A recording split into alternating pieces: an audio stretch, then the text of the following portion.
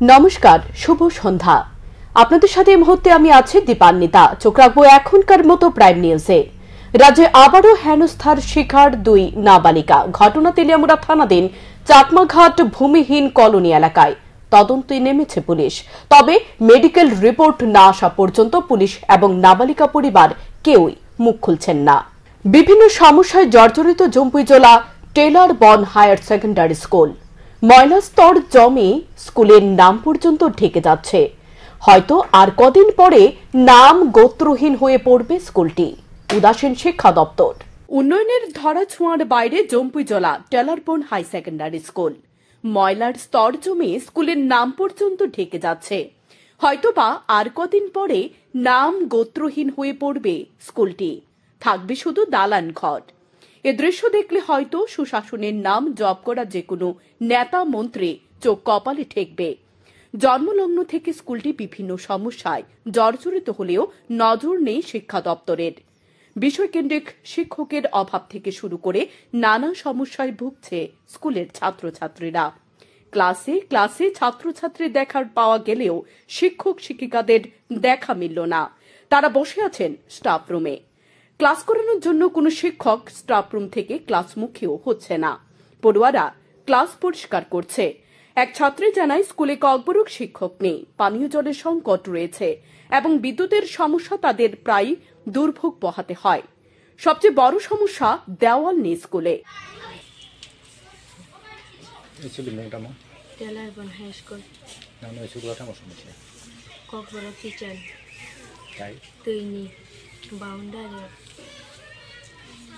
Letter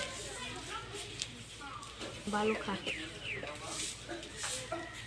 Korea Koborda Seni jen ma pari Koborda kita kirim dulu Man sidi misau Koborda Abang sini apa sih Kobor teacher now এই সমস্যাগুলি স্বীকার করছে স্কুলের এক শিক্ষক। তিনি জানান স্কুলে প্রতি বছর বৃক্ষরোপণ অনুষ্ঠান অনুষ্ঠিত হয়, কিন্তু দেওয়াল না থাকায় মূল্যবান গাছের চারা রক্ষণাবেক্ষণ করা যায় না। স্কুলে 12 জন শিক্ষক রয়েছেন, ছাত্র ছাত্রীর সংখ্যা 90 জন। স্কুলের সমস্যাগুলি সমাধান করার জন্য পঞ্চায়েত থেকে শুরু করে অনেকের কাছে জানানো হলেও কাজের কাজ কিছুই হয়নি।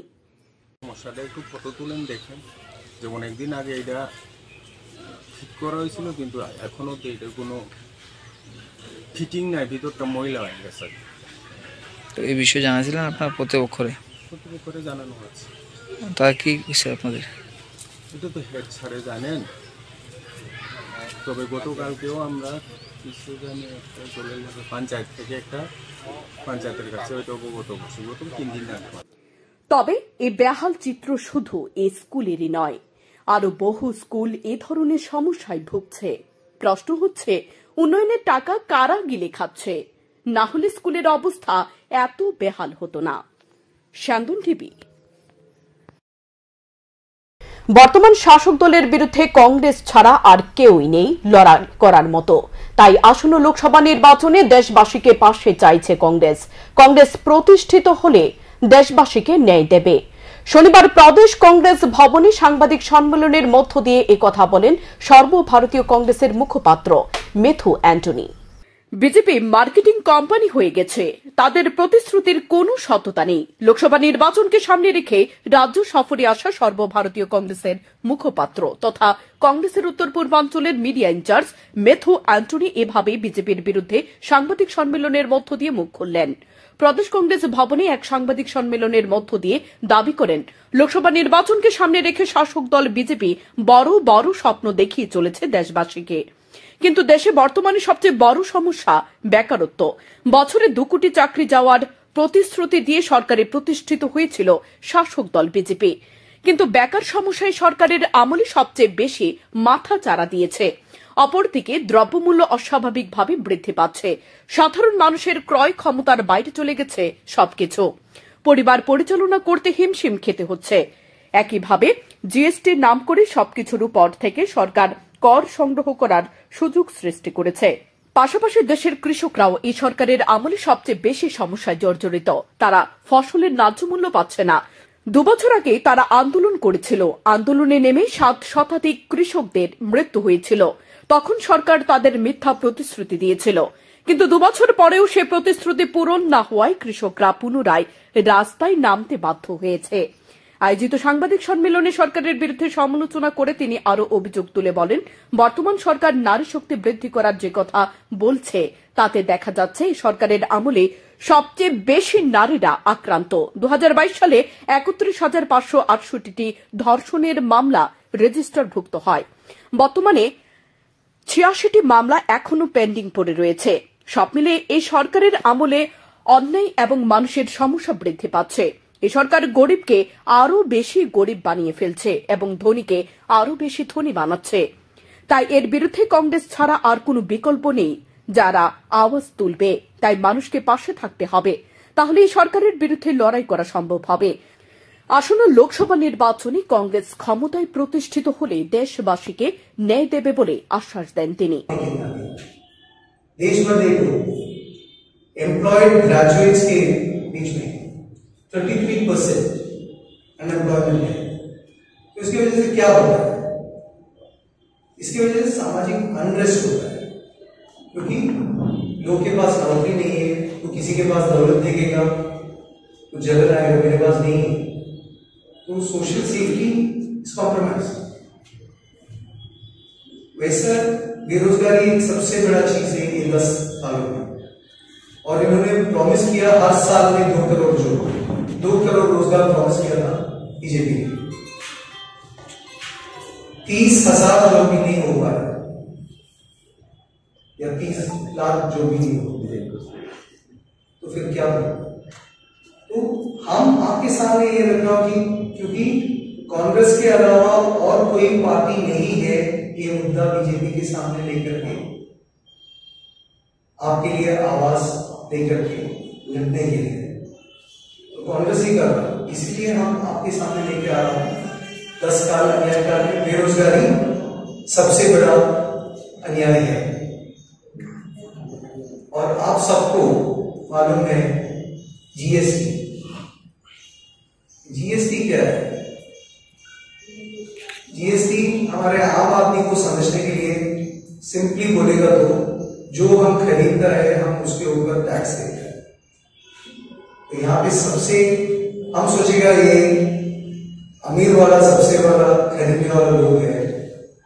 আয়োজিত সাংবাদিক সম্মেলনে প্রদেশ কংগ্রেস সভাপতি আশিস কুমার সাহা, বিধায়ক গোপাল রায় সহ অন্যান্য নেতৃত্ব উপস্থিত ছিলেন। শান্তন টিভি। কমলপুর নগর পঞ্চায়েতের 9, 10 ও 11 নম্বর ওয়ার্ডে গত 10 দিন যাবৎ ব্যাপক চুরির ঘটনা সংঘটিত হচ্ছে। শনিবার এলাকার মহিলারা কমলপুর থানায় ডেপুটেশন প্রদান করেছে। তারা পুলিশের সক্রিয় ভূমিকার দাবি করছে এদিন। এরপর তারা কমলপুর প্রেস ক্লাবে গিয়ে সাংবাদিকদের মুখোমুখি হয়ে জানায়, নগর পঞ্চায়েতের 9, 10 ও 11 নম্বর ওয়ার্ডের অন্তর্গত হাড়ির খোলা গ্রামের বাসিন্দারা বিগত কিছুদিন ধরে চোরের উপদ্রবে নাজেহাল অবস্থার শিকার। প্রায় প্রতি রাতে কারো না কারোর বাড়িতে চোরের দল হানা দিচ্ছে। স্প্রে করে বাড়ির লোকজনদের ও কুকুরদের বেহুশ করে টাকা, পয়সা, মোবাইল ও অন্যান্য মূল্যবান সামগ্রী হাতিয়ে নিচ্ছে। চোরের দল মানুষের ঘুম কেড়ে নিয়েছে, এমনকি কোনো প্রয়োজনে ঘর থেকে বেরোতে পারছে না সবাই। তাই পুলিশের কাছে দাবি জানানো হচ্ছে যাতে এলাকার নিরাপত্তার ব্যবস্থা করা হয়। পুলিশ আশ্বস্ত করেছে এলাকায় মোতায়েন করা হবে নিরাপত্তা কর্মী। আজকে 10 দিন যাবত আমাদের যে 9 নম্বর ওয়ার্ড, 9, 10, 11 এই 3 নম্বর ওয়ার্ডে খুব 10 দিন যাবত খুব চলছে, চুরি চলছে। কুকুরকে বেহুশ করা হচ্ছে, মোবাইল, টাকা, স্বর্ণ সব নেওয়া হচ্ছে। দরজা বন্ধ থাকলেও ছিটকিরি কিভাবে খুলছে আমরা জানি না, হয়তো কোনো যন্ত্রের সাহায্যে ছিটকিরি বেকা করে নিচ্ছে। তো আমরা 10 দিন যাবত সব মহিলা পুরুষ সবাই অনেক চেষ্টা করেও কিছু করতে পারছি না। তাই আমরা থানা দ্বারস্থ হয়েছি। এখানে ওসির সাথে কথা বললাম, উনি আমাদের হেল্প করবে জানিয়েছেন, পাহারাদার দেবে বা হেল্প করবে জানিয়েছেন। তো আমরা আশাবাদী যে উনি আমাদের জন্য কিছু একটা করবেন। পুলিশ কি এর আগে ঘটনাটি জানতো? এর আগে আমরা জানিয়েছি, ওনারা মতন করে সাধ্য মতো চেষ্টা করেছেন, তারপরও চোর ধরতে পারছি না আমরা। তো তো না আপনারা জানানোর পর তো পুলিশ প্রতিদিন রাতে একটা টল দেওয়ার কথা ছিল হ্যাঁ। বা পুলিশ পিকেটিং করা হয়েছে। হ্যাঁ দিয়েছে ওরা দিয়েছে কিন্তু গ্রামের ভিতরের দিকে চেষ্টা চালিয়ে যাচ্ছে। এখন সামনের দিকে টল দিতে দিতে পিছনে হয়তো কারো বাড়িতে চুরি হয়ে যাচ্ছে আরো। তো আমরা ওই আবেদন এসেছি যে আমাদের জন্য যাতে আরো ফৌজ বা কিছু বাড়ানো হয়। সাথে স্প্রেও ব্যবহার করছে তারা স্প্রে ব্যবহার করছে, বেহুশ করে দিচ্ছে। ঘরে থাকলেও মাথা ঘুরছে, ভার হয়ে যায়, আমরা কিছু বলতে পারছি না। ঘরে ঢুকে বালিশের নিচ থেকে মোবাইল নিয়ে যায়, টাকা নিয়ে যায়, আমরা কিছুই বলতে পারছি না। রাজ্যের মুখ্যমন্ত্রী ডক্টর মানিক সাহা গত বৃহস্পতিবার জন আরোগ্য যোজনা প্রকল্প চালু করেছে, তাই ধন্যবাদ জানিয়ে এক বাইক র্যালির আয়োজন করেছে ত্রিপুরা রাজ্য কর্মচারী সংঘ। একে কেন্দ্র করে শনিবার দুপুরে ত্রিপুরা রাজ্য কর্মচারী সংঘের অফিস গৃহে এক সাংবাদিক সম্মেলন করে এ বিষয়ে বিস্তারিত তুলে ধরেন। এদিন সাংবাদিক সম্মেলনে উপস্থিত ছিলেন রাজ্য কর্মচারী সংঘের নেতৃত্ব অশোক দাস ও বাদল ভট্টাচার্য সহ অন্যান্যরা। সাংবাদিক সম্মেলনে ত্রিপুরার রাজ্য কর্মচারী সংঘের নেতৃত্ব অশোক দাস বলেন, ত্রিপুরা রাজ্য কর্মচারী সংঘ খোয়াই বিভাগীয় সংগঠনের পক্ষ থেকে 18 ফেব্রুয়ারি সকাল 11টায় মুখ্যমন্ত্রীর উদ্দেশ্যে ধন্যবাদ জানিয়ে বাইক র্যালির আয়োজন করা হয়েছে। আমরা ত্রিপুরা রাজ্য কর্মচারী সংঘ খোয়াই বিভাগের পক্ষ থেকে আমাদের রাজ্যের জনপ্রিয় মুখ্যমন্ত্রী শ্রদ্ধেয় মানিক সাহাজি আমাদের ত্রিপুরা রাজ্যের কয়েক লক্ষ দুস্থ পরিবারের জন্য যে জন আরোগ্য যোজনা ঘোষণা করেছেন, সেই যোজনাকে সামনে রেখে আমরা আগামীকাল 18 ফেব্রুয়ারি সকাল 11টায় এক ধন্যবাদ র্যালির আয়োজন করেছি। সেই ধন্যবাদ র্যালিকে সাফল্যমণ্ডিত করার জন্য আমরা ত্রিপুরা রাজ্য কর্মচারী সংঘ খোয়াই বিভাগের পক্ষ থেকে আমরা সাংবাদিক বন্ধুদের সাহায্যে খোয়াইয়ের সর্বস্তরের কর্মচারীদের সেই র্যালিকে সফল করার জন্য আগামীকাল সকাল 11টায় খোয়াই পাবলিক লাইব্রেরির সামনে উপস্থিত হওয়ার জন্য একান্তভাবে অনুরোধ করছি। দুর্ঘটনায় মৃত্যু হল এক অটো চালকের। ঘটনা শুক্রবার রাত 3টা নাগাদ রাজধানীর মঠচমুনি এলাকায়। মৃত অটো চালকের নাম শ্যামল রায়, বয়স 40 বছর। ঘটনার বিবরণে জানা যায়, এদিন তিনি গাড়িতে যাত্রী নিয়ে যোগেন্দ্রনগর রেল স্টেশনের উদ্দেশ্যে রওনা দিয়েছিলেন। এর মধ্যে একটি মালবাহী লরির সাথে মঠচমুনি এলাকায় তার যাত্রীবাহী অটোর সংঘর্ষ হয়। পরে অটো চালক শ্যামলকে ঘটনাস্থল থেকে উদ্ধার করে নিয়ে আসে জিবি হাসপাতালে। চিকিৎসক মৃত বলে ঘোষণা করেন তাঁকে। শনিবার মৃতদেহ ময়না তদন্তের পর পরিবারের হাতে তুলে দেওয়া হয়। অন্যান্য অটো চালকরা এদিন পুলিশের বিরুদ্ধে ক্ষোভ প্রকাশ করে বলেন, ঘটনার পর অনেকটা সময় অতিক্রান্ত হয়ে গেলেও পুলিশের কোনো তদন্ত নজরে আসেনি। হঠাৎ করে আমার কাছে একটা ফোন যায়, আমাদের স্ট্যান্ডের গাড়ি স্টেশন থেকে প্যাসেঞ্জার নিয়ে বাদরঘাট যুবনগর স্টেশন দিয়ে যাচ্ছে। তখন যে ড্রাইভারটা নাকি স্পটেই ওনার প্রাণ হানি হয়। তখন আমি সঙ্গে সঙ্গে যত সকালবেলা কারো কোনো ফোন খোলা থাকে না, যারা আমার ফোন করেছে বললাম পড়ে যান, এলাকাতে খবর দিন, থানাতে যান, কী অবস্থা আমাকে জানান। 3:15 হবে সম্ভবত ঘটনাটা হয়েছে। এখন বেলা কটা বাজে চিন্তা করুন আপনারা, পুলিশ বাবুদের কোনো হেল্প দেননি। এখন অবধি কয়টা বাজে? প্রায় 12:30 বাজতে চলেছে, এখন অবধি পিএম হওয়ার কোনো হেল্প নেই। এতে কি মনে হয়, কী মনে হয়? এবং আধা ঘন্টা অনেক ঘন্টা হয়েছে আমরা আসার কারণে তাও বাড়ির যখন লোকজন নিয়ে পুলিশ নিয়ে পিএমের জন্য তৎপরতা হয়েছে। আমাদের কথা শুনে মর্গের এচওডি বাবু যিনি আছেন রঞ্জিত দাস মহোদয়, ওকে আন্তরিক শ্রদ্ধে আমি অভিনন্দন জানাই সকল শ্রমিকদের পক্ষ থেকে। উনি নিজে এসে খুদ এখানে দাঁড়িয়ে এখানের ওসি সাহেবকে ফোন করেছেন। উনি নাকি অসুস্থতায় আছেন আইএলএসে, যিনি ওনার চার্জে আছেন সাম সাকমা, ওনাকে আবার ফোন করে বলেছেন তাড়াতাড়ি দেখার জন্য। সকাল 4টার থেকে সবার শ্রমিকরা এখনও না খেয়ে এই জায়গায় এতে দাঁড়িয়ে আছে, অন্তত 400-500 শ্রমিক। সেই জায়গাতে আমাদেরকে কোনো সহানুভূতি দেখাচ্ছেন।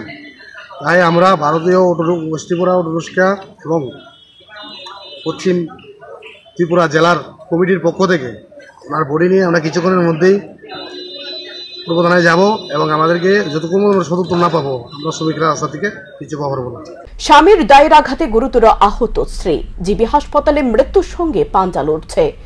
ঘটনার বিবরণে জানা যায়, শনিবার সকালে জিরানিয়া স্থিত একটি ইট ভাট্টায় শিরক নায়ক নামে এক শ্রমিক দা কুপিয়ে গুরুতর আহত করে তার স্ত্রীকে। চিৎকার শুনে অন্যান্য শ্রমিকরা ছুটে গিয়ে আহত অবস্থায় জিবি হাসপাতালে নিয়ে আসে আহত গৃহবধূকে। বর্তমানে হাসপাতালে চিকিৎসাধীন আহত গৃহবধূ। মাথায় গুরুতর আঘাত লেগেছে গৃহবধূর বাড়ি ঝাড়খণ্ডে।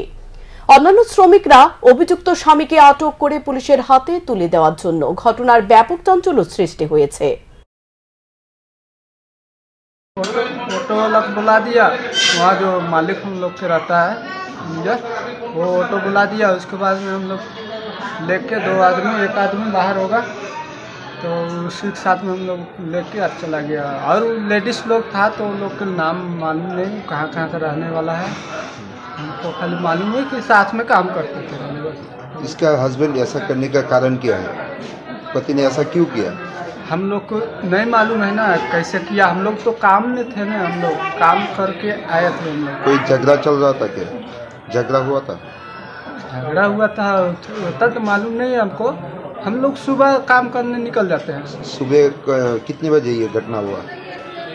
ये तो लगभग 8 बजे हुआ।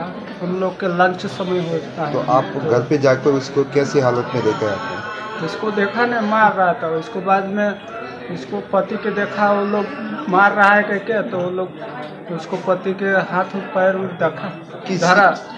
किस चीज से मारा है? तब उसके बाद हम लोग हम ऐसा हालत में देखे तो हम लोग 2 आदमी, मतलब 4 आदमी निकाले तो 2 ऑटो में नहीं आ रहे थे हम लोग, तो 2 आदमी हम लोग लेके चलाए। 19 ফেব্রুয়ারি থেকে শুরু হতে চলেছে খেলো ইন্ডিয়া বিশ্ববিদ্যালয় গেমস। এই আসরে উদ্বোধন করবেন প্রধানমন্ত্রী নরেন্দ্র মোদী। এই খেলো ইন্ডিয়া বিশ্ববিদ্যালয় গেমসের অন্তর্গত যোগা ইভেন্ট হবে ত্রিপুরায়। অরুণাচল প্রদেশ, মেঘালয়, সিকিম, নাগাল্যান্ড, ত্রিপুরা ও আসাম এই প্রতিযোগিতায় অংশগ্রহণ করবে। অংশগ্রহণ করছে না মণিপুর। চতুর্থবারের মতো এই খেলো ইন্ডিয়া বিশ্ববিদ্যালয় গেমস শুরু হবে যোগার আসর দিয়ে। এই ইভেন্ট শুরু হচ্ছে রবিবার থেকে। 13টি বিশ্ববিদ্যালয় থেকে খেলোয়াড়দের এই যোগা ইভেন্টে অংশগ্রহণ করবে। খেলোয়াড়, ম্যানেজার, কোচ এবং আধিকারিক মিলিয়ে 160 জন প্রতিনিধি অংশগ্রহণ করছে। প্রতিযোগিতা হবে এনএসআরসিসির ইনডোর হলে। আগামী 20 ফেব্রুয়ারি মেগা বিতরণ অনুষ্ঠান হবে। উপস্থিত থাকবেন রাজ্যের মুখ্যমন্ত্রী অধ্যাপক ডক্টর মানিক সাহা। শনিবার এক সাংবাদিক সম্মেলনে জানিয়েছেন রাজ্যের ক্রীড়া ও যুব বিষয়ক দপ্তরের সচিব ডক্টর প্রদীপ কুমার চক্রবর্তী। মিলিত হয়েছে বিশেষত খেলো ইন্ডিয়া ইউনিভার্সিটি গেমস 2023 ত্রিপুরাতে শুরু হচ্ছে।